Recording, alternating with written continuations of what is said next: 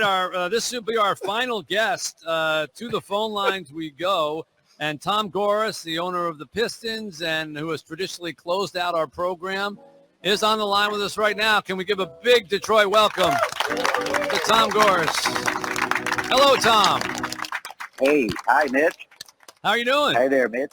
Good. You hear me okay? I can hear you perfectly. It's like you're in the next room. Great. Maybe I am. Here he is now. If you come walking out from behind the curtain, I'll be very surprised. Tom, we've been doing this since 6 a.m. So we're just about at 15 straight hours of broadcasting. We're all a little punchy. We've had everybody from Hugh Jackman to Hank Azaria to Jane Pauley to the coach of the Lions, Dan Campbell, to Joe Dumars, to Monty Williams, your coach, and just so many great Detroiters and athletes, movie stars, rock stars. But you get the last word, Tom, because you've been kind enough in years past to be a huge supporter of ours, and pushed us over the top for the last 3 radiothons, to be honest. So we kind of reserved this spot for you, and we want to welcome you in and give you an opportunity to share some of your thoughts. The Save Play Center, which you've helped put together, is undergoing immense growth. And we're up to 300 some odd kids a day there. And when we open the new annex, it's going to be even more. And our clinic has grown exponentially. We're doing 6,000 prescriptions now a year. Our medical clinic for homeless children and their mothers. And we even opened the bicycle factory where we now build bicycles, employing formerly homeless people to provide transportation for people in Detroit who don't have it. So we're not growing quite like Platinum Equity grows, because that's on a different level, but we're learning some lessons about it, and we're proud to have you be a part of it. Yeah, well, and Mitch, first of all, I mean, I'm proud to be a part of it, and the venue and the platform that you create here for the kids to grow in different ways, things that schools necessarily don't teach. And to me, I've been just proud of being a part of it, and of course your vision and everything, Mitch, but you also do an excellent job making sure everybody executes. A dream isn't possible unless you have the ability to execute and get out and do it. And the stuff we've done together, I think the last few years, we taught kids about giving and philanthropy, and then some business entrepreneurship, and then some creative storytelling, just the dimension that you take the time. And I've just been happy to be a part of it, and the ideas, and so I think more of this is just really good for our kids. And we've got a lot of work to do in our educational system, but if we had more, say Detroit, out there, I think our education system would benefit a lot, just because you're teaching about life. I mean, we educate kids sometimes, and then whether it's a high school degree or a college degree, and nobody took the time to explain life, whether it's giving or business or being creative. We just put them through all the traps they have to do, and we don't pause to do that. And I think it's incredible that you pause there, and I get a chance to actually have a voice in say. So, I'm very proud of it. And it's not just your voice. Your words, interestingly, in the gymnasium, which you helped us build, for basketball court, instead of having words on there like, defense, or win at all costs, you've got philosophies, business philosophies, life philosophies that you insisted, and I'm happy that you did, be up on the walls about attitude, about motivation, about, your internal self. So when the kids play basketball, if they look up, that's what they're seeing, and that's what they're seeing on the wall. Right. And we try to infuse that place with life lessons, because you're right. All the education in the world is kind of useless if you haven't figured out how to navigate life and other people and relationships. Right. Yeah, and I appreciate you letting me do that. And there's just so many challenges we face, in life, and whether it's school, getting education, our future, we'll always face challenges. And I think it's nice to give the kids a little bit of, yes. And I always said to my kids, I was coaching them in soccer and stuff, and then obviously through their life, and that if anything easy is not good. There's nothing that easy. Anything that you want to accomplish you're going to have challenges and you're going to have tough times. So, just knowing that I think is important for the kids. And yeah, so to me, it's been a great venue, Mitch, just to be able to, share some of those thoughts. By the way, I mentioned to my office, remember, I owe you a date. I think they're going to try to set it for February to teach that class. Oh, I great. thought you were gonna attend too. I don't know if you remember last year. Absolutely, I remember. Yeah, so I think they're gonna book that sometime in February, and you're welcome to join. No, I'm gonna be your TA. Yeah. You know how they have the teaching assistants in college? I'm gonna be the TA. Yeah. I'm gonna mark the papers after you're gone. Yeah. You're gonna deliver the lecture. I'm gonna be the TA. I'm gonna say, attention, please. Professor Gores is here, and I'm gonna mark all the papers.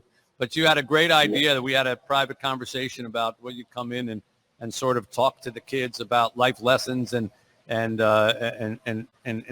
ways to success that are maybe often missed in the simple approach to it. And so I will absolutely be there. Absolutely. Yeah, I'd look forward to that. We'll get great leverage on that. So for sure. Yeah, very, very exciting. Very exciting. Well, we appreciate your calling in, Tom, and we appreciate any help you want to give us. If we're basically waiting to close the show at this point, and the mall. Mitch, what are you at exactly? You taught me to just sort of be direct, and so I'm saying we are happy to have your phone call and your support and your moral support, and that would be more than enough. But if you wish to give us any other kind of support, the clock is ticking on our show. So let's see. Let's do this. First of all, I do want to say, Mitch, I just since we're on the phone and stuff, I know our Pistons are struggling, and I can tell you that we're working away at that. Just since I have your ear and stuff, and want everybody to know that. And Monty is doing his thing. And one motto that we have at Say and at Platinum and in my house is, we'll never give up, and we got to persevere, and I just want to let you know that, we are going to persevere in Monty. We're experiencing a lot. We're learning a lot. Part of loss is, you can learn. If you don't learn from loss, that's a shame. And so I just want to say that so everybody knows, we're going to persevere, and we're getting there. We're talking often, and we're going to persevere. There's going to be another side that's good. We're just having extra tough times. I just wanted to mention that. Well, Monty was very gracious about that when he was on, and he said the same thing. And and you know what? It's not like anybody here is like, what's the matter with those guys? This is a patient town that understands that things take time, and I think there's a lot of optimism with that team. So I think the grace will be there from the audience. We'll get there. And Monty's like combining 3 seasons in one by learning all this stuff. He's not afraid of it. But anyways, I just wanted to mention that. And so for this year, so you can close this mall down, they're probably right there trying to kick you out. But what I was thinking, I thought, Mitch, we would kind of use like good math skills here. I think you've taken the time to do these programs with us, and the giving and the business and the creative. And I thought just somehow combining them together, and we would do, let's just say, the normal. And I want to make sure this gets you above the 2 million. One of my folks mentioned that would be a record for you, but we would just say, let's say 250, Mitch, in our normal, giving way, and you use it how you want. And then as far as an extra program, I was thinking, somewhere around $100,000 for the kids to use their skills that they've learned for, say, Detroit. Something that, to me, what I've always loved about the place you have there is both educational and it's both fun. And, we have to do both. We have to show kids, the fun part of life, and then the education. You always do that. So I thought it would be up to you how you use that $100K for, say, Detroit. I mean, all of it, obviously, but that specific $100K, some program that the kids come up with, and then within that, whatever they design, and again, we've done a lot of programs for them where they have to design it. I like empowering them, right? But what I wouldn't mind doing, we have our community center there in Rouge Park, and I'd love for them to take a visit there And as a part of their studying and what they're going to do for you there at City Detroit, I'd love for them to recommend to us what we could have at the community center that would be good for kids. Wow, I think it's a great so idea.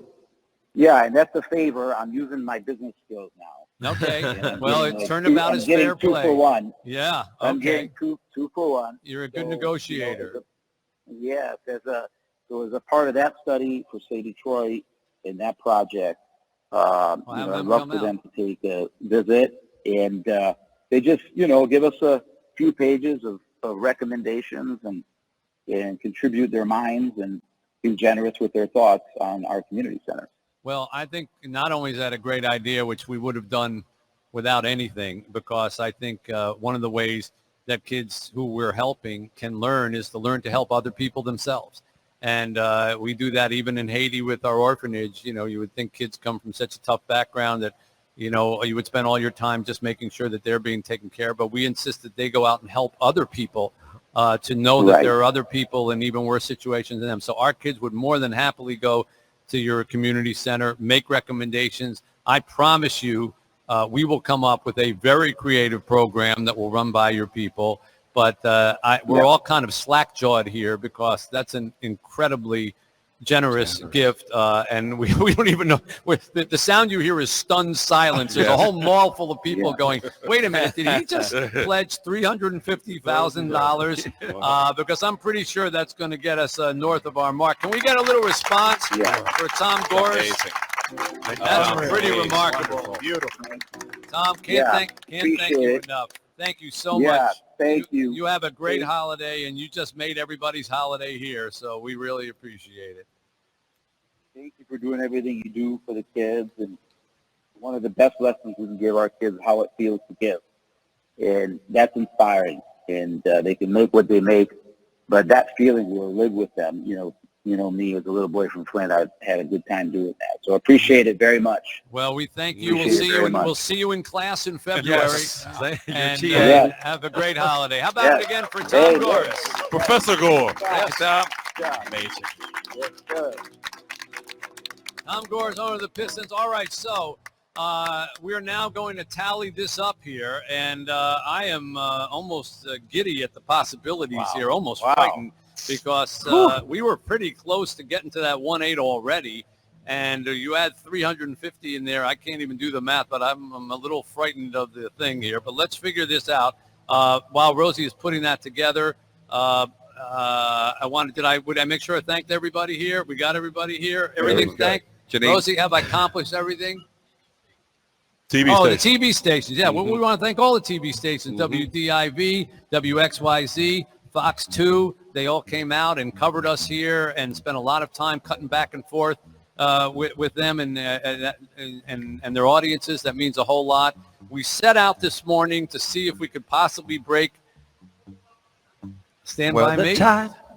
If we could possibly break the 1.8 million that we did last year. And I have to say that before we even added in Tom Gores' money, we have already set an all-time high for giving on this particular day from just the general audience out there, because we keep track of that separate, from corporate donations or things like that. But the individuals who phoned in blew away the old record. And so now let's do our final tote board and see where we are for the 2023 Say Detroit Radiothon. The total is $2,064,014. Wow. We didn't just break 1.8. We broke $2 million in a day. Yay! Good night. I'm retiring. Thank you, WJR. Thank you, everybody, so very much. All of you who stayed to go see that tote board, and all of our guests out there who helped, all our volunteers, John, our staff, everybody here. You've earned a good night. It's 10 minutes past time. Sorry, Mike Wheeler. Sorry, WJR, but well worth the cost. Half the Mark Levin show's over. We will be here again next year to try to do more of this, and we will figure out how to give this all away so that it goes to great causes. Have a great, great holiday, everybody. A happy Hanukkah, Merry Christmas, Happy Kwanzaa, all the rest of what you celebrate. be good to one another, and learn from 15 hours of people giving to one another that giving is indeed living. Giving is living, and we're proving it here tonight. And finally, as we always say at the end of our program, with Ken Brown, this is Mitch Albom saying, We gotta go.